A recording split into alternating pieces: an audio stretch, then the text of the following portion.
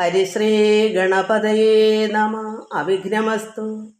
ഓം നമോ ഭഗവതേ വാസുദേവായ. ശ്രീകൃഷ്ണ പരമാത്മനീ നമ. രാമായ രാമഭദ്രായ രാമചന്ദ്രായ വേധസേ രഘുനാഥായ നാഥായ സീതായാം പദയേ നമ. രാമ രാമ രാമ രാമ രാമ രാമ രാമ രാമ രാമ രാമ രാമ രാമ രാമ പാഹി മാം. രാമ രാമ രാമ രാമ രാമ രാമ രാമ രാമപാദം ചേരണി മുകുന്ദ രാമ പാഹി മാം. രാമ രാമ പാഹി മാം മുകുന്ദ രാമ പാഹി മാം. രാമപാദം ചേരണി മുകുന്ദ രാമ പാഹി മാം. എല്ലാ ഭക്തമക്കൾക്കും എൻ്റെ വിനീതമായ പ്രണാമം. സർവ്വ ഭക്തമക്കളെയും ഭഗവാനിൽ അർപ്പിക്കുന്നു. എല്ലാവരുടെയും കമൻസുകളൊക്കെ വായിച്ച് ഭഗവാനെ അർപ്പിച്ചു. എല്ലാവർക്കും ശാന്തിയും സമാധാനവും എല്ലാ നന്മകളും ഉണ്ടാകണം. എല്ലാവരും പ്രാർത്ഥിക്കണം. ആയുരാരോഗ്യം വേണം, ഈശ്വരകൃപ വേണം. എല്ലാവർക്കും നമസ്കാരം. നമുക്ക് രാമായണം വായിക്കാം. നമുക്കിന്ന് വായിക്കാനുള്ളത് സുധീഷ്ണ ആശ്രമ പ്രവേശം. അത് അഗസ്ത്യ മഹാമുനിയുടെ ശിഷ്യനായ സുധീഷ്ണ മുനിയുടെ ആശ്രമത്തിലേക്കാണ് ശ്രീരാമ ഭഗവാനും അവർ മൂന്നുപേരുടെ പോകുന്നത്. അത് നമുക്ക് വായിക്കാം.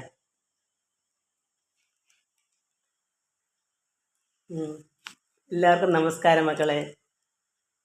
വിഖ്യാതമായ സുധീഷ്ണാശ്രമം മനോഹരം, മുഖ്യ താപസകുല ശിഷ്യ സഞ്ചയപൂർണം, സർവർത്ത് ഗുണഗണ സമ്പന്ന അനുപമം, സർവകാലാനന്ദദാനോദയം അത്യത്ഭുതം. ഈ വിഖ്യാതമായ സുധീഷ്ണാശ്രമത്തിൽ എങ്ങനെ മനോഹരമായ ആശ്രമം എന്തെന്ന് വെച്ചാൽ, അവിടെ മുഖ്യ താപസകുല ശിഷ്യ സഞ്ചയപൂർണം, ഒരു സഞ്ചയപൂർണ്ണ ഒത്തിരി അവിടെ ശിഷ്യന്മാരുണ്ട്, ഈ മുനികളുണ്ട്. അഗസ്ത്യ മഹാമുനിയുടെ ശിഷ്യനാണ് ഈ സുധീഷ്ണൻ.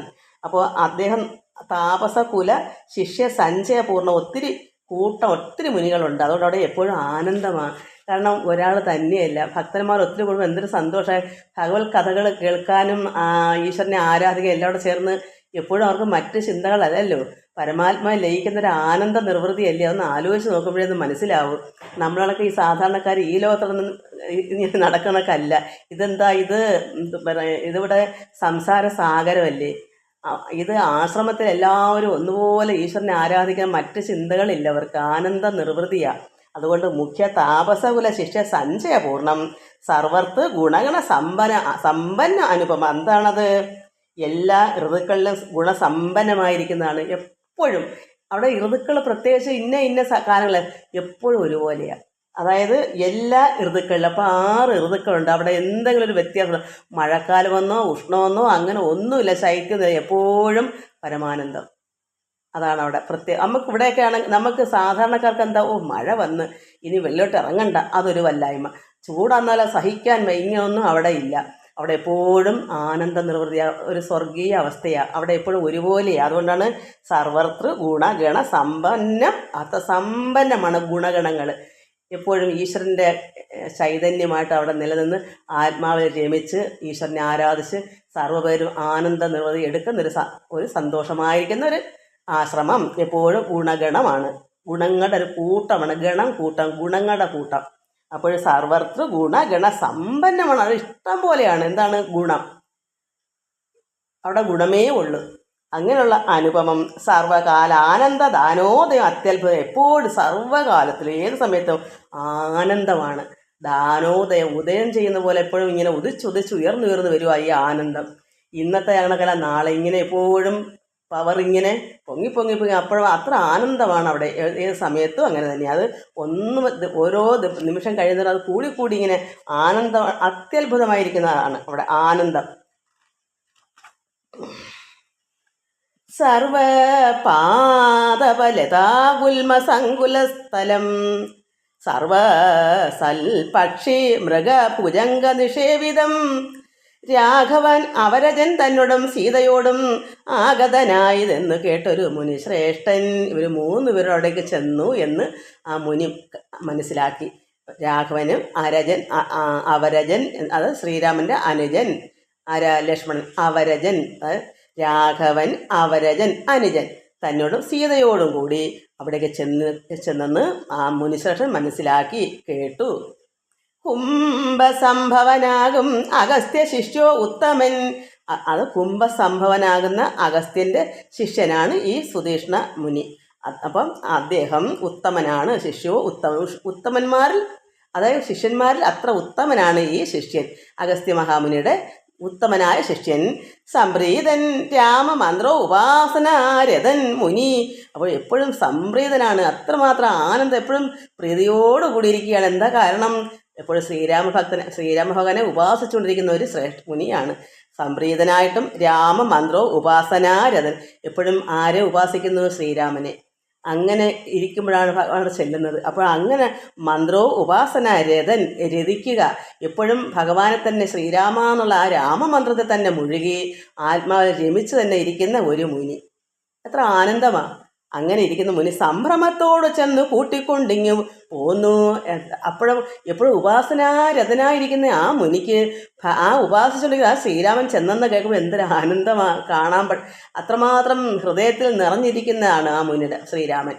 രാമമന്ത്രം ജപിച്ച് എപ്പോഴും ഉപാസന ചെയ്തുകൊണ്ടിരിക്കുന്ന ആ മഹാമുനിക്ക് ഭഗവാൻ ഒരു മൂവരോടെ ചെന്നെന്ന് കേട്ടപ്പോൾ അത്രമാത്രം സന്തോഷം. അപ്പോൾ സംഭ്രമം, പെട്ടെന്ന് എന്താ സംഭവിക്കുന്നേ, വിശ്വസിക്കാൻ കഴിയത്തില്ല. അങ്ങനെ സംഭ്രമത്തോട് ചെന്ന് കൂട്ടിക്കൊണ്ടിങ്ങി പോകുന്നു. വരുന്നെന്ന് കേട്ടപ്പോൾ തന്നെ ഇദ്ദേഹം പോയി അവരെ ആനയിച്ചുകൊണ്ട് വന്നു. സംപൂജിച്ചരുളിനാൻ അർഘ്യപാദ്യാദികളാൽ ഭക്തി പൂണ്ട് അശ്രുജലനേത്രനായ സകൽഗതം ഭക്തവത്സലനായ രാഘവനോട് ചൊന്നാൻ. കൂട്ടികളോട് പൂജിച്ച്, അർഘ്യപാദ്യാദികളാൽ പൂജിച്ച് ഭക്തി പൂണ്ട് അശ്രു, അത് കണ്ണുനീര് കണ്ണിൽ കൂടെ ഒഴുകുന്ന അത്രമാത്രം ഭക്തിയിൽ. കാരണം ഉപാസിക്കുന്ന ആ ഭഗവാൻ തന്നെ ചെന്ന് കണ്ടപ്പോൾ അത്ര ആനന്ദവും വന്നു, ഗൽഗതം കരച്ചിൽ കണ്ണുനീര് വന്നു. ഭക്തവത്സലനായ, അപ്പം ഭക്തന്മാരുടെ ഭക്തരോട് അത്ര വാത്സല്യമാണ് ഭഗവാൻ. ശ്രീരാമനും ശ്രീകൃഷ്ണനും ഒക്കെ അങ്ങനെ തന്നെയാണ്. അപ്പോൾ അങ്ങനെ ഭക്തവത്സനായ രാഘവനോട് പറയുന്നു ഈ മുനി, നിൻ തിരുവടിയുടെ നാമമന്ത്രത്തെ തന്നെ സന്തതം പൂജിപ്പൂ ഞാൻ. ഭഗവാന്റെ ആ നാമമന്ത്രം തന്നെയാണ് ഞാൻ എപ്പോഴും എപ്പോഴും ഞാൻ പൂജിക്കുന്നു ഞാൻ. ഗുരു നിയോഗത്താൽ, അത് എൻ്റെ ഗുരുവിൻ്റെ നിയോഗത്താൽ, അതായത് അഗസ്ത്യമുനിയാണ് ഗുരു. അപ്പോൾ അഗസ്ത്യമുനി പറഞ്ഞു, നിയോഗിച്ച അദ്ദേഹം പറഞ്ഞു കൊടുക്കുന്നതാണ് ശ്രീരാമമന്ത്രം ജപിച്ച് അതാണ് ഉപാസിക്കേണ്ടുന്നത് എന്ന് പറഞ്ഞു കൊടുത്തതനുസരിച്ച് ഞാൻ എപ്പോഴും എപ്പോഴും ഞാൻ ഭഗവാന്റെ രാമമന്ത്രം തന്നെയാണ് ഞാൻ ജപിക്കുന്നത്. ഭഗവാൻ നിന്തിരുവടിയുടെ ശ്രീരാമൻ്റെ നാമമന്ത്രം രാമ രാമ രാമ. എന്തൊരു ആനന്ദമാണ്. അങ്ങനെ ആ മന്ത്രം തന്നെ സന്തതം എപ്പോഴും ജപിപ്പൂ ഞാൻ. എൻ്റെ ഗുരുവിൻ്റെ നിയോഗത്താൽ എൻ്റെ ഗുരു ഇതാ എനിക്ക് പറഞ്ഞു തന്നേക്കുന്നത് ഉപാസിക്കാൻ എപ്പോഴും രാമമന്ത്രം. ബ്രഹ്മശങ്കര മുഖ്യവന്ദ്യമാം പാദമല്ലോ. അതായത് ബ്രഹ്മാവും പരമേശ്വരനും മുഖ്യമായിരിക്കുന്ന ആരെ വന്ദിക്കുന്ന അവർ? ബ്രഹ്മാവും പരമേശ്വരനൊക്കെ ഈ ശ്രീരാമനായിരിക്കുന്ന നാരായണനെ, പാലാഴിലെ വൈകുണ്ഠവാസിയായ ശ്രീനാരായണൻ തന്നെയാണ് ഈ ബ്രഹ്മാവും ശിവശങ്കരനൊക്കെ മുഖ്യമായിട്ട് പ്രാർത്ഥിക്കുന്ന ആ പാദമല്ലോ ഇത്. ശ്രീരാമനാണല്ലോ ഇവിടെ അവതരിച്ചത്, നാരായണനാണല്ലോ. അതുകൊണ്ട് ഇവരൊക്കെ ഈ ബ്രഹ്മശങ്കര മുഖ്യവന്ദ്യന്മാരായിരിക്കുന്നത് അവരെല്ലാം ഈ പാദത്തിലാണല്ലോ അവർ വന്ദിക്കുന്നത്. നിൻ മഹാമായ അർണവം കടപ്പാനൊരു പോദം, അതായത് ഒരു കപ്പലാണ്. എന്താണ് ഈ സംസാര സാഗരം, ഈ ദുരിതാബ്ധി എന്ന് പറഞ്ഞാൽ നമുക്ക് ഈ ലോകം ഒരു സംസാര സാഗരം, ദുരിതമാണ്. എപ്പോൾ നോക്കിയാൽ നമുക്ക് നന്മ ഉണ്ടെങ്കിൽ, സാധാരണ എല്ലാവർക്കും എത്ര സുഖമുണ്ടെന്ന് പറയാനും നമുക്ക് ഇവിടെ ദുരിതം തന്നെയാണ്, അന്ധകാരമാണ്. അറിവിൽ നമുക്ക് ഉള്ളിലൊരു ആനന്ദം ഉണ്ടാകത്തില്ല. ഇവിടെ എന്ത് നേടിയാലും, ഈ ലോകത്തിൽ എന്ത് വന്നാലും നമുക്ക് പരമാനന്ദം ലഭിക്കത്തില്ല. അതുകൊണ്ട് ഭഗവാന്റെ തന്നെയാണ് ഈ മായ, ഈ അന്ധകാരം. ഇത് ഭഗവാന്റെ തന്നെ മായ തന്നെ. അതുകൊണ്ട് ബ്രഹ്മശങ്കര മുഖ്യ വന്ദ്യമാം പാദമല്ലോ നിൻ മഹാമായ അർണവം കടപ്പാൻ്റെ ബോധം. അപ്പോൾ ഭഗവാൻ തന്നെ മായ കടക്കണമെങ്കിൽ എന്ത് വേണം? ഭഗവാനെ തന്നെ ആരാധിക്കണം. ഈ മായ ഭഗവാന്റെ തന്നെയാണ്. നിൻ മഹാമായ അർണവം, അതായത് സമുദ്രം പോലെയാണ് ഈ ലോകം മായ കൊണ്ട് ചുറ്റപ്പറ്റി കിടക്കുന്നത്. എന്തിനാ? അതിൽ കിടന്ന് മൂടി നമ്മളെല്ലാം വലയുക. പക്ഷേ അത് കടക്കാനൊരു കപ്പൽ എന്താണ്? ഈ പരമാത്മാവായ ശ്രീരാമൻ തന്നെയാണ് അതിൻ്റെ മോചനം. ഇതിൽ നിന്നെല്ലാം മുക്തനാകാനും പ്രാർത്ഥിക്കണം. അപ്പോൾ ഭഗവാന്റെ മായ മാറാൻ നമുക്ക് ഭഗവാൻ തന്നെ ആരാധിക്കണം. അതാണ് ബ്രഹ്മശങ്കര മുഖ്യ വന്ധ്യമാം പാദമല്ലോ നിൻ മഹാമായ അർണവം. ഈ മായയായിരിക്കുന്ന സമുദ്രത്തിൽ നിന്ന് കടപ്പാൻ, ഇത് കടന്ന് ഈ സമുദ്രം കടന്ന് കരയേറി ഭഗവാൻ ലയിക്കാൻ മുക്തനാവാൻ ഒരു പോതമാണ് ശ്രീരാമൻ, ഒരു കപ്പലാണ്. അപ്പോൾ നമുക്ക് ഭഗവാന്റെ തന്നെ മായ കടക്കാൻ നമ്മൾ ഭഗവാനെ തന്നെ പ്രാർത്ഥിച്ചേ പറ്റൂ. അതാണ് ആദ്യ അന്തമില്ലാതൊരു പരമാത്മാവല്ലോ നീ. ആദ്യമാണോ അന്തമാണോ അങ്ങനെ ആദ്യ അന്തമില്ലാതൊരു പരമാത്മാവല്ലോ ശ്രീരാമൻ. വേദ്യമല്ല ഒരു നാളും ആരാലും ഭവതത്വം. പെട്ടെന്ന് തൊണ്ടകുരുടും. ഭഗവാന്റെ തത്വം ആർക്കും വേദിക്കാൻ, ആർക്കും മനസ്സിലാക്കാൻ പറ്റാത്ത, ആരാലും സാധ്യമല്ല. ഭഗവാന്റെ ഈ തത്വം എന്താണെന്നൊരു രക്ഷയില്ല, പിടിയില്ല. ഭക്ത ഭൃത്യനായിരണം ഞാൻ, പാദാംബുജം നിത്യ ഉൾക്കാമ്പിൽ വസിക്കണം. ഈ മുനി പറയുന്നു ഭഗവാന്റെ, അത് ഭക്ത ഭൃത്യ, അതായത് പരമാത്മാവായ ശ്രീരാമന്റെ ഭക്തന്റെ ദാസനാകണം. അത്രമാത്രമാണ്. എന്നാലും അത് മതി. ഭഗവാന്റെ ഭക്തന്റെ ഭൃത്യ ദാസന്റെ ദാസനായിരണം ഞാൻ. നമ്മളും അങ്ങനെ പ്രാർത്ഥിക്കണം. നമുക്ക് ഒരു 3 ദാസനല്ല, ഭക്തന്റെ ഒരു 100 ദാസനാവണം നമുക്കും പ്രാർത്ഥിക്കണം. അവരൊക്കെ അത്രയും നമുക്ക് അത്രയും വേണ്ടേ. അതുകൊണ്ട് നമുക്കും പ്രാർത്ഥന, ഭഗവാനെ അങ്ങയുടെ ഭക്തന്റെ 100 ദാസന്റെ അങ്ങനെ ഒടുക്കൽ വരണം എന്ന് നമുക്കും പ്രാർത്ഥിക്കാം. അതുകൊണ്ട് ഭക്ത ഭൃത്യനായിരണം ഞാൻ. ഈ മുനി പറയുവാണ്, പാദാംബുജം നിത്യം ഉൾക്കാമ്പിൽ വസിക്കണം. ഭഗവാന്റെ പാദത്തിൽ എപ്പോഴും എനിക്ക് ശ്രദ്ധാപൂർവം ഭഗവാനെ പ്രാർത്ഥിക്കാൻ എൻ്റെ ഉള്ളിൽ ഭഗവാൻ വസിക്കണം. അത്രമാത്രം ഒരു വിനയം, ദാസനായി തന്നെ എനിക്ക് എപ്പോഴും ഭഗവാൻ തന്നെ പ്രാർത്ഥിച്ചിരിക്കണം.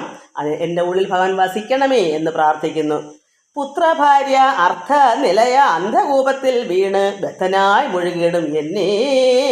അതായത് പുത്രഭാര്യാർത്ഥ നിലയ അന്ധകോശാൽ പൊട്ടക്കിണർ, അതായത് ഒന്നും വെള്ളമൊന്നും ഇല്ലാത്തൊരു കിണർ, ഒരു ഗുഹ പോലെ കിടക്കുക. അത് വെട്ടോ വെളിച്ചോ എല്ലാം ഉണ്ടോ, കണ്ണാമത്തൊരു ഗുഹ പോലെ കിടക്കുന്ന ഒരു അന്ധകൂപത്തിൽ നമ്മൾ വീഴുന്നത് പോലെയാണ് നമ്മൾ ഈ ലോകത്ത് കഴിയുന്നത്. അതുകൊണ്ട് എന്നുവെച്ചാൽ പുത്രനും മക്കളും കൊച്ചുമക്കളും എല്ലാവരും ഇങ്ങനെ എന്തെങ്കിലും ഒരു ആനന്ദം ഉണ്ടോ? അന്നന്ന് എന്തൊക്കെയോ കഷ്ടപ്പെട്ട് ജീവിച്ച് പോന്ന് പിറ്റേന്നും ഇങ്ങനെ എന്ത് ആനന്ദമുള്ളത്? എന്തെങ്കിലും ആനന്ദം അനുഭവിക്കാനൊക്കെ ഈ ലോകം എപ്പോഴും കഷ്ടതകൾ നിറഞ്ഞതല്ലേ. അതുകൊണ്ട് ഈ പുത്ര ഭാര്യ അർത്ഥ ധനം മക്കള് വീട് കൂട് ഭർത്താവ് ഭാര്യ അങ്ങനെയുള്ള നിലയ, അങ്ങനെയുള്ള ഈ സമുദ്രമാകുന്ന ഈ സംസാരത്തിൽ നിന്ന് അങ്ങനെയുള്ള അന്ധകൂപത്തിൽ, ഇതൊരു അന്ധകൂപം എന്നാണ് ഉപമിച്ചേക്കുന്നത്. നമ്മുടെ സംസാര സാഗരം നിറ ഈ ലോകം ഒരു അന്ധകൂപം, ഒരു പൊട്ടക്കിണർ പോലെയാണ്. നമുക്ക് ഇന്ന് കരകയറാൻ പൊട്ടക്കിണറ്റി വീണാൽ എങ്ങനെ കരകയറും? ആരെങ്കിലും കാണുമോ? പൊട്ടക്കിണറ്റി ആരും കിടക്കുന്ന ആരും നോക്കുമോ? അങ്ങൊരു ഗുഹയിലോട്ട് നമ്മൾ വീണ് നടന്നിട്ട് നമുക്ക് കരകയറാൻ പറ്റാത്തത് പോലെയാണ് നമ്മുടെ ഈ അവസ്ഥ. അതുകൊണ്ട് പുത്രഭാര്യ അർത്ഥ നിലയ അന്ധകൂപത്തിൽ വീണ് വ്യഥനായി മുഴുകിയിടും. അങ്ങനെയുള്ള വിഷമിക്കുന്ന എന്നെ ഭഗവാനെ നിന്തിരുവടി ഭക്തവാത്സല്യ കരുണാ കടാക്ഷങ്ങൾ തന്നാൽ ഉദ്ധരിച്ചിടണമേ സത്വരം ദയാനിധി. അങ്ങനെയുള്ള എന്നെ ഭഗവാൻ നിന്തിരുവടി ശ്രീരാമനിൻ ഭക്തവാത്സല്യം, അങ്ങനെയുള്ള ഭക്തന്മാരുടെ വാത്സല്യ ഭഗവാനെ ശ്രീരാമ, അങ്ങയുടെ കരുണാ കടാക്ഷങ്ങൾ, അങ്ങയുടെ കണ്ണിൽ കൂടെ വരുന്ന ആ കടാക്ഷങ്ങളെ കരുണ കൊണ്ട് തന്നാൽ ഭഗവാനാൽ എന്നെ ഉദ്ധരിക്കണമേ, എന്നെ ഇതിൽ നിന്ന് കരകയറ്റണമേ. നമ്മൾ ഓരോരുത്തരും അങ്ങനെ പറയണം. ഭഗവാനെ ഈ ദുരിതാബ്ധി പൊട്ടക്കിണറ്റിൽ കിടന്ന് ഞങ്ങൾ കഷ്ടപ്പെടുന്ന നമ്മൾ അറിയുന്നില്ല ഒരുപാട് പേരുടെ ദുഃഖ ദുരിതങ്ങൾ. ചിലർക്കൊക്കെ ഭക്തിപരമായി ഇരിക്കുന്ന കുറേ ജനങ്ങൾക്ക് ഈ സംസാരത്തിൽ നിന്ന് ഉഴരാൻ ജീവിക്കുന്നത്. പക്ഷേ അത് അങ്ങനെയുള്ള ഭക്തന്മാർ സത്യത്തിൽ ഈ ദുരിതം അറിയുന്നില്ല. പക്ഷേ ഈ ഭക്തിയൊന്നും ഇല്ലാത്ത ചില കുടുംബങ്ങൾ നമ്മൾക്ക് അറിയാം, എപ്പോഴും ദുഃഖവും ദുരിതമാണ്. അവർക്കുള്ള മനസ്സിന് യാതൊരു ഗതിയും ഇല്ലാതെ വന്ന് അലയുന്നവരുണ്ട്. അത് നമ്മൾ അറിയാത്തെന്ന് പറയുമ്പോൾ ചില ഭക്തന്മാർ നമ്മൾ എപ്പോഴും ഈശ്വരാരാധന ഇരിക്കുന്നതുകൊണ്ട് നമുക്കവിടെ വീടുകളിൽ സ്വർഗ്ഗം. അപ്പം ഞാനിവിടെ മറ്റു മറ്റുള്ള ദുഃഖങ്ങളൊന്നും അറിയാതെ ഇവിടെ സുഖമായി കഴിയുന്നത് എന്താ കാരണം?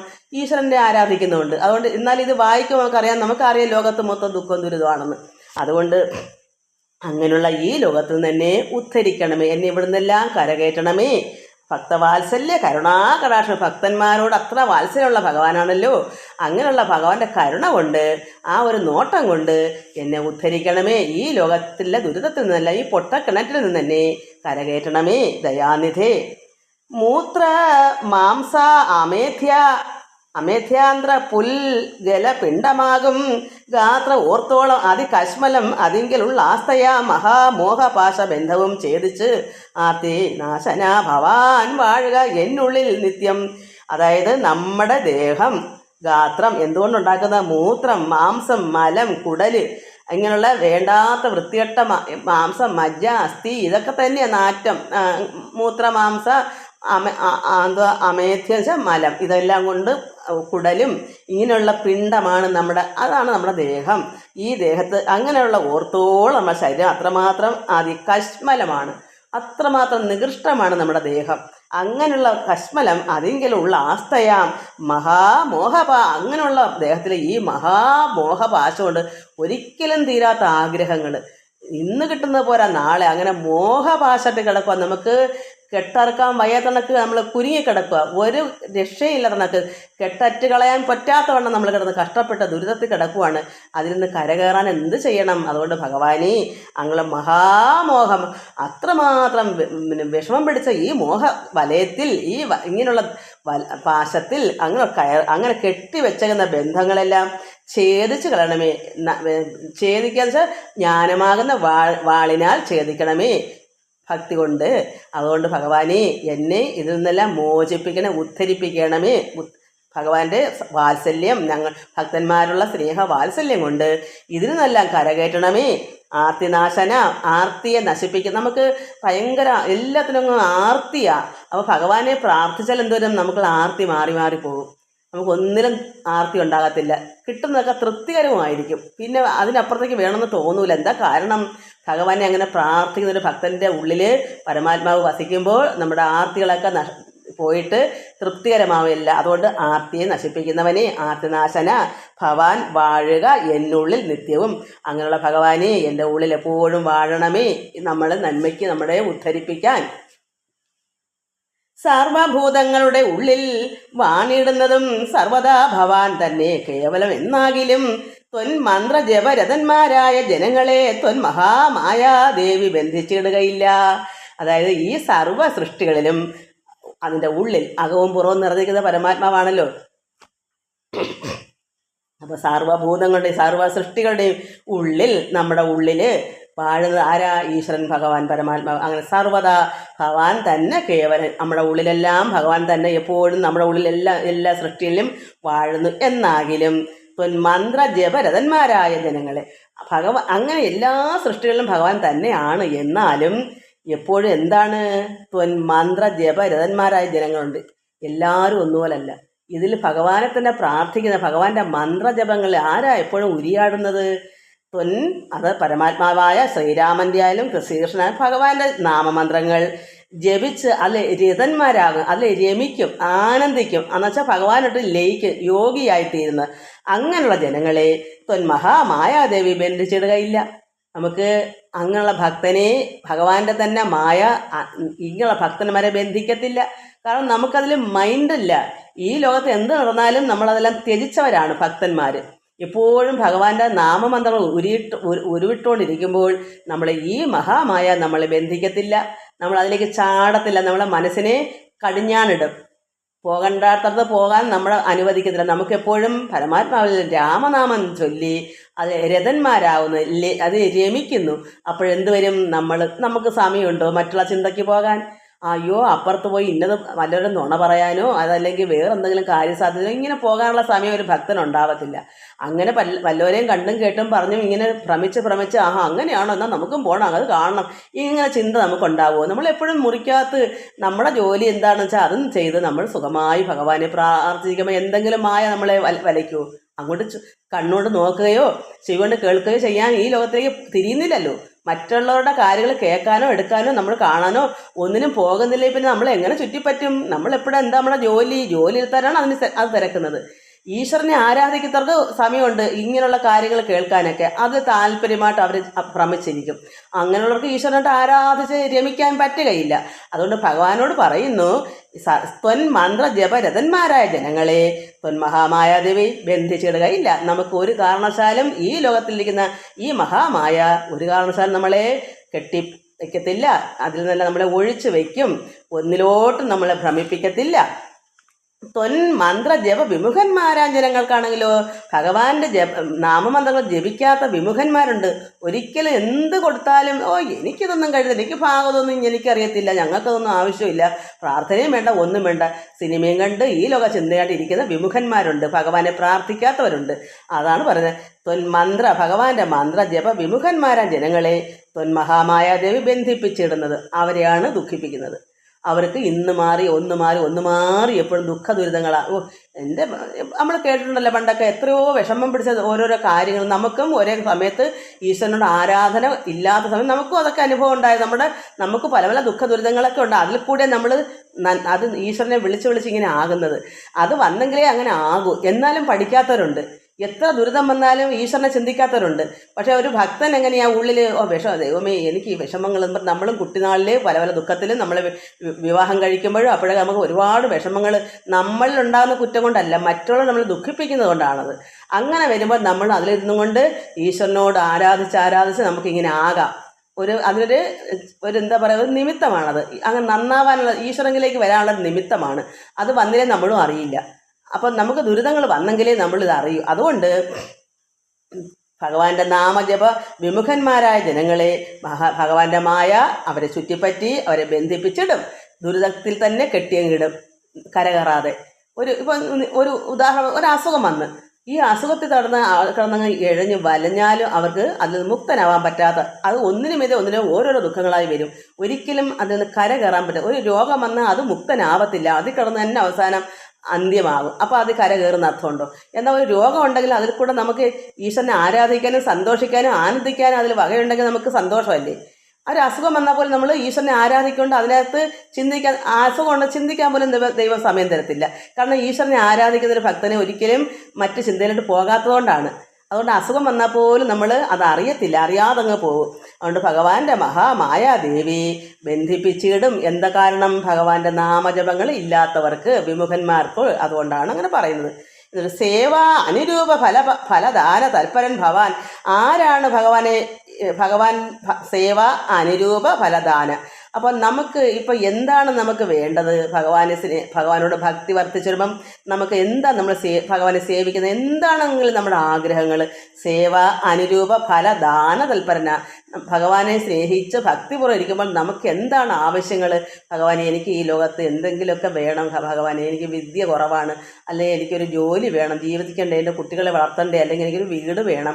അത് ഭക്തിപൂർവ്വം മറ്റ് അനാവശ്യ കാര്യങ്ങൾക്ക് പോകാതെ ഈശ്വരൻ തന്നെ ആരാധിച്ചിരിക്കുന്ന മക്കൾക്ക് എല്ലാം ആവശ്യമുണ്ട്. ഭഗവാൻ അറിയാം നമുക്ക് എല്ലാം വേണമെന്നറിയാം. അത് നമ്മൾ പറയുമ്പോൾ ഭഗവാൻ അത് കേൾക്കും. എന്താ? നമ്മൾ മറ്റ് ചിന്തകൾക്ക് പോയി അനാവശ്യങ്ങൾക്കായി പോകാതെ ഭക്തിപരമായി നമ്മളെ കൃത്യനിഷ്ഠ പോലെ കാര്യങ്ങളെല്ലാം നോക്കി മക്കളെയും പാലിച്ച് അവരെ നോക്കി അതിനിടയ്ക്കൂടെ ഭഗവാനെ ആരാധിച്ചും ഇരിക്കുന്ന ഒരു ഗൃഹസ്ഥാശ്രമിയാണെങ്കിലും ഒരു സ്ത്രീയാണെങ്കിലും പുരുഷനാണെങ്കിലും അവനൊരു സൽഭക്തനാണ്, എന്നുവെച്ചാൽ നല്ല പ്രവർത്തികൾ ചെയ്തു പോകുന്നു, അവനെല്ലാം കൊടുക്കണം എന്ന് ഭഗവാൻ നിശ്ചയിക്കുക. അതുകൊണ്ട് സേവ അനുരൂപ ഫലദാനം. എന്താണ് നമ്മൾ ഭഗവാനെ സേവിച്ചുകൊണ്ട് ഫലം ആഗ്രഹിക്കുന്ന ആ ദാനം. ഭഗവാൻ എനിക്ക് ഇന്ന തരണേ, അപ്പം ഭഗവാനെ തരും. ആ ദാന തൽപരനാണ് ഭഗവാൻ. അങ്ങനെയുള്ള ഭക്തന്മാർക്ക് വേണ്ടുന്നൊക്കെ കൊടുക്കുന്ന തൽപരനാണ്. അതാണ് സേവ അനുരൂപ ഫലദാന തൽപരൻ ഭവാൻ. ദേവപാദവങ്ങളെ പോലെ വിശ്വേശ പോറ്റി. എന്താ? കൽപ്പവൃക്ഷം പോലെ നമുക്ക് ആഗ്രഹങ്ങൾ അറിഞ്ഞ് ഭഗവാൻ തരുന്ന ഒരു ഭഗവാനാണ്.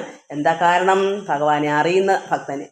ഭഗവാൻ നമ്മൾക്കിവിടെ എല്ലാ കാര്യങ്ങളുടെ ഇടയ്ക്കൂടെ നമ്മൾ ഭഗവാനെ അറിയാത്തവർക്കാണ് ഈ ദുരിതത്തിൽ ഒരിക്കലും കരകയറാനോ വേണ്ടെന്ന് കൊടുക്കത്തുമില്ല. എന്താ കാരണം? നന്നായി ഒന്ന് പഠിക്കട്ടെ എന്ന് ഭഗവാനും കരുതുന്നത്. എന്നെ അവന് വേണ്ടല്ലേ, എന്നാൽ അവനും ഒന്ന് കിടന്ന് കഷ്ടപ്പെടട്ടെ. അതേസമയം ഭഗവാനെ അറിഞ്ഞ് നമ്മൾ ജീവിക്കൂ. ഈ ലോക ചിന്തയായിട്ട് നമ്മൾ ജീവിച്ചേ പറ്റൂ. ഒരു സമയം വരെ എല്ലാം നമുക്ക് ആവശ്യം, വീടും മക്കളും ഭർത്താവും ഭാര്യയും ഒക്കെ ആവശ്യമുണ്ട്. എന്തും ഒരു ജോലിയും അതിന് വേണ്ടതെല്ലാം നമുക്ക് വായും വയറും ഉണ്ട്. നമ്മൾ അതിൽ കൂടി ആ ഒരു ഗൃഹസ്ഥാശ്രമിയായിട്ട് കഴിയുമ്പോൾ അതിൽ കൂടി നമ്മൾ ഈശ്വരനെ കൂടി നമ്മൾ സന്ധ്യാസമയങ്ങളിലും എല്ലാ പ്രവൃത്തികളിലും ഈശ്വരനെ അത്രത്തോളം ഭയഭക്തിയോടുകൂടി ഭഗവാനുള്ള ചിന്തയിൽ നമ്മൾ ഈശ്വരനെ ആരാധിച്ച് ആ ഒരു അരമണിക്കൂറെങ്കിലും ഭഗവാനിൽ രമിക്കുക. അപ്പോൾ ഭഗവാൻ എന്തുവരും? ദേവപാദവങ്ങളെ ഒരു കൽപ്പവൃക്ഷം എന്താ? നമ്മൾ എന്താണ് ആഗ്രഹിക്കുന്നത് അത് നമുക്ക് സംഭവിച്ച് ഇവിടെ കിട്ടിയിരിക്കും. അതാണ് ഈശ്വരൻ. ദേവപാദവ എന്നുവെച്ചാൽ കൽപ്പവൃക്ഷങ്ങളെ പോലെ. അങ്ങനെയുള്ള ഭഗവാനെ വിശ്വേശ പോറ്റി. വിശ്വസംഹാര സൃഷ്ടിസ്ഥിതികൾ ചെയ്യുവാനായി വിശ്വമോഹിനിയായ മായതൻ ഗുണങ്ങളാൽ അപ്പോൾ വിശ്വസംഹാര സൃഷ്ടിസ്ഥിതികളെല്ലാം ആരാ ചെയ്യുന്നത്? ഈ പരമാത്മാവായ ഭഗവാൻ നാരായണൻ തന്നെയാണ്. ഈ ശ്രീരാമൻ എന്താണ് വിശ്വത്തിൽ, ഈ ലോകത്തിൽ സംഹാരം, അതായത് നമ്മളെ നിഗ്രഹിക്കുന്നതും സൃഷ്ടി നടത്തുന്നതും സ്ഥിതി രക്ഷിക്കുന്നതും അങ്ങനെയുള്ള എല്ലാം ചെയ്യുന്ന ഭഗവാൻ നാരായണൻ അത് ചെയ്യുവാനായി വിശ്വമോഹിനിയായ മായ തൻ ഗുണങ്ങളാൽ, അപ്പോൾ ഭഗവാന്റെ തന്നെ മോഹിനിയായ ഈ മായയുടെ ഗുണം കൊണ്ടാണ് ഇതൊക്കെ നടക്കുന്നത്. അപ്പോൾ ഭഗവാൻ പിതാവായ ദൈവം യാതൊന്നും ചെയ്യുന്നു. പക്ഷെ ഇവിടെ ആരാ ചെയ്യുന്നത്? ഇവിടെ ഭഗവാന്റെ സാന്നിധ്യത്തിൽ തന്നെ ഇതെല്ലാം ചെയ്യുന്നു. ആരാ? വിശ്വമോഹിനിയായ മഹാമായ ദേവിയാണ് ഇവിടെ സൃഷ്ടിയും സ്ഥിതിയും എല്ലാം ചെയ്യുന്നത്. പക്ഷെ നമുക്ക് തോന്നിക്കുന്നു എന്താണ് ഭഗവാനാ ചെയ്യുന്നതെന്ന്. പക്ഷെ ഇത് ദേവിയാ ഇതെല്ലാം ചെയ്യുന്നത്. മഹാമായ എന്ന് പറയുന്നത് എന്താ? ആ ദേവി തന്നെയാണ് എല്ലാവരെ കൊണ്ട് ചെയ്യിക്കുന്നത്, സൃഷ്ടിയും സ്ഥിതിയും സംഹാരവും. അത് പരമാത്മാവിന് കർമ്മങ്ങളൊന്നും തന്നെ ഇല്ല. എന്നാൽ ഈ പരമാത്മാവിൻ്റെ സാന്നിധ്യത്തിലാണ് ഈ മഹാദേവി മഹാമായ ചെയ്യുന്നത്. അതുകൊണ്ട് വിശ്വസംഹാര സൃഷ്ടി സ്ഥിതികൾ ചെയ്യുവാനായി വിശ്വമോഹിനിയായ ഈ മഹാമായയുടെ ഗുണങ്ങൾ കൊണ്ടാണ്. ഇവിടെ ഗുണം അവർക്കേ ഉള്ളു. ഈ പ്രപഞ്ചത്തിന് അമ്മയ്ക്ക്, ഈ മഹാമായ ദേവിക്ക് ത്രിഗുണങ്ങളുള്ളു. അപ്പോൾ അതുകൊണ്ടാണ് രജോ ഗുണവും സാത്വിക ഗുണവും തമോ ഗുണം ഉണ്ടായത്. എന്തുകൊണ്ടാണ്? ഈ മഹാമായ ദേവിയാണത് ചെയ്യിക്കുന്നത്. ഭഗവാൻ പരമാത്മാവ് ത്രിഗുണങ്ങളല്ല. ഭഗവാൻ പരമാത്മാവായ ആ നിഷ്കള പരബ്രഹ്മത്തിന് നിർഗുണനാണ്. ഗുണങ്ങൾക്കും മീതെയാണ്, അതിൽക്കും മേലെയാണ്. അവിടെ ഗുണങ്ങളൊന്നും പരമാത്മാവിനില്ല.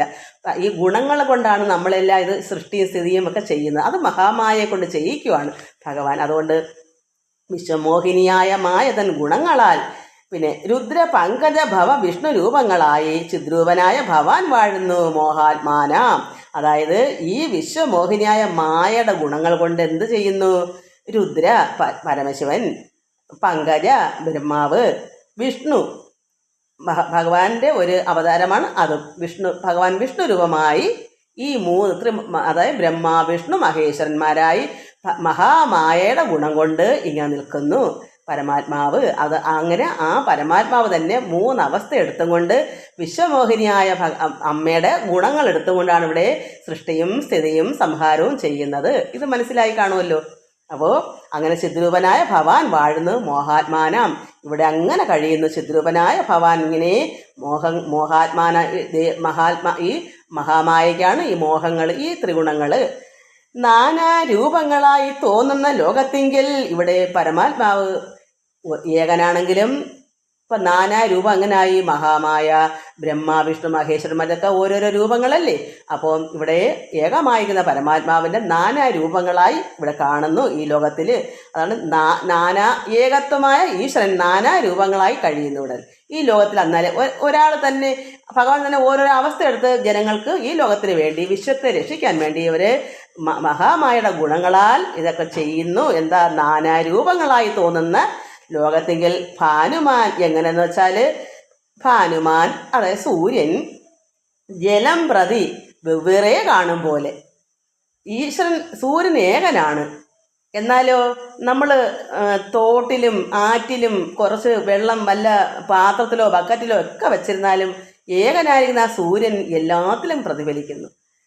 നദിയിൽ ചെന്ന് നിശ്ചലമായിരിക്കുന്ന നദിയിൽ പോയി നോക്കുമ്പോൾ അതിനകത്ത് സൂര്യനെ കാണാം. നമ്മൾ വെള്ളം പല പല പാത്രത്തിൽ വെച്ചാലും അതെല്ലാം സൂര്യനെ കാണാം. പക്ഷെ സൂര്യൻ ഏകനല്ലേ? ഒരേ ഒരു സൂര്യനല്ലേ? എത്രമാത്രം പാത്രങ്ങൾ വെച്ച് വെള്ളം വെച്ചാൽ അതിലെല്ലാം സൂര്യനെ നമ്മൾ പ്രതിഫലിക്കുന്നില്ലേ? അതുകൊണ്ട് സൂര്യൻ അനേകനാണോ? അതുപോലെ ഈ ലോകത്തിൽ നാനാ രൂപങ്ങളായി നിഴലിച്ച് കാണുന്നു. ആരാ? പരമാത്മാവായ ഏകൻ, ഒരേ ഒരു പരമാത്മാവ് ഈ ലോകത്തിൽ ഈ സൂര്യൻ വെള്ളത്തിൽ കാണുന്നത് പോലെ ഒരുപാട് രൂപങ്ങളായി കാണുന്നു. അത്രയേ ഉള്ളൂ. എന്നാൽ സൂര്യൻ ഏകനാണ്, ഒരേ ഒരു സൂര്യൻ ഈ ലോകത്തുള്ളു. എല്ലാ പാത്രം നിറച്ച് ഒരു മുറ്റം നിറയെ അങ്ങ് പറക്കി വെച്ചിട്ട് വെള്ളം നിറച്ച് പോയി എല്ലാത്തിനും അതിലുമുണ്ട് സൂര്യൻ, ഇതിലുമുണ്ട് സൂര്യൻ, എല്ലാം സൂര്യനുണ്ട്. സൂര്യൻ ഏകനാണ് താനും. അതുപോലെ തന്നെയാണ് ആ നിഴലിപ്പാണ് നമ്മുടെ ഈ ലോകത്തിൽ ഭഗവാന്റെ നിഴലായിട്ടാണ് ഇതെല്ലാം കാണിക്കുന്നത്. അല്ലാതെ ഈശ്വരൻ ഏകനാണെന്നാണ് ഇതിൽ പറയുന്നത്. മനസ്സിലാക്കണം മക്കളെ, ഇതെല്ലാവരും മനസ്സിലാക്കത്തക്കൊണ്ടാണ് ഞാൻ പറഞ്ഞു തരുന്നത്.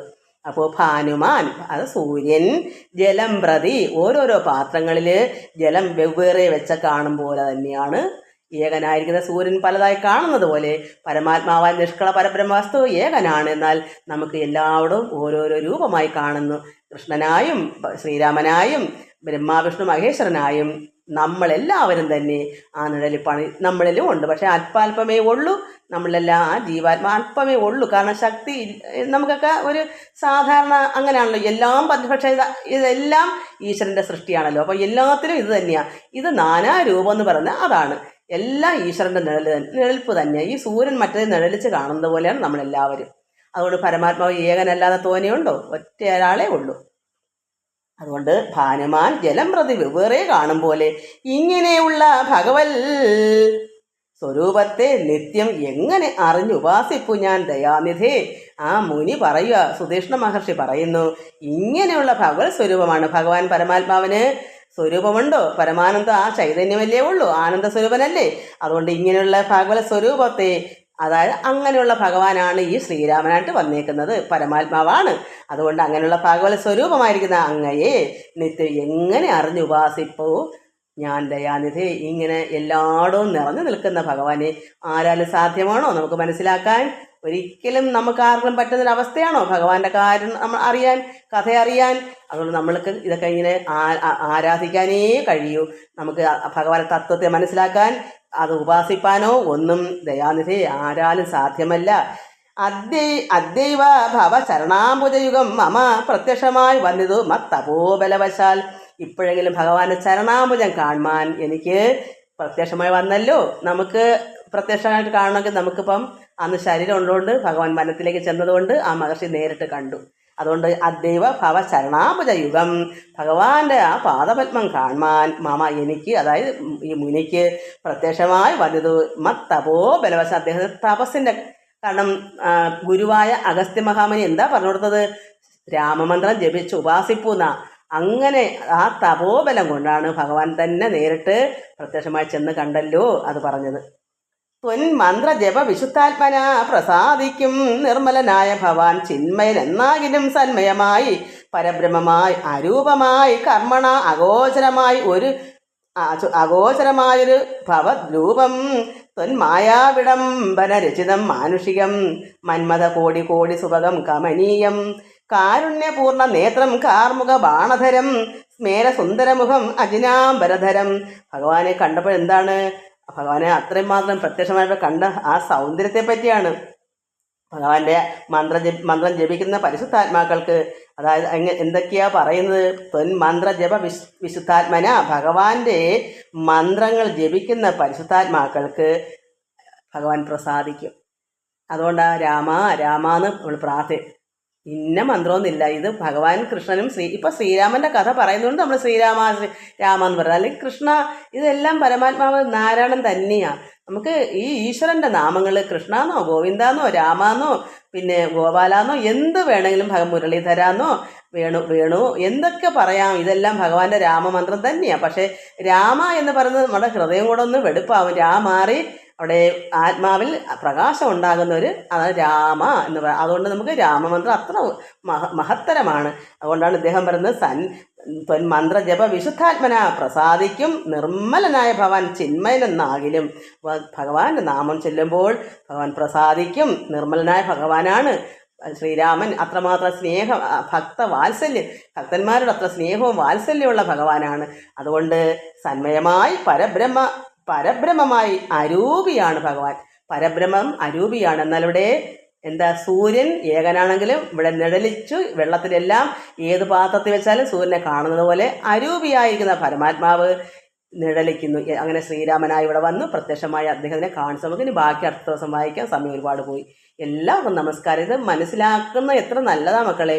നിങ്ങൾ ഭക്തിപൂർവ്വം ഇത് ചിന്തിക്കൂ. അപ്പം ഞാൻ പറഞ്ഞു തരുന്നത് ചിലപ്പം തെറ്റായാലും ഉൾക്കൊള്ളാൻ കഴിയും. നമ്മൾ ഉൾക്കൊള്ളണമെങ്കിൽ ഭക്തിയോടെ വേണം. അങ്ങനെ ഭക്തിപരമായിരുന്നത് എല്ലാം കേൾക്കുക, ഇത് മനസ്സിലാക്കുക. നമ്മൾ അത് നിറഞ്ഞ് ഈ വചനം ശരിയാണല്ലോ ഭഗവാന്റെ ആ ഒരു അനുഗ്രഹവും എന്നിലും വസിക്കണമേ എന്ന് നമ്മൾ ഓരോരുത്തരും പ്രാർത്ഥിക്കുമ്പോൾ ഭക്തവത്സലനാ ഭക്തന്മാരുടെ അത്രമാത്രം സ്നേഹവും വാത്സല്യമുള്ള പരമാത്മാവാണ് ശ്രീരാമൻ. നമുക്ക് എല്ലാവർക്കും അങ്ങനെ പ്രാർത്ഥിക്കാം. ഓം ലോകാ സമസ്ത സുഖിനോ ഭവന്തു. ഹരി ഓം ഹരി ഓം ഹരി ഓം. എല്ലാവർക്കും നമസ്കാരം.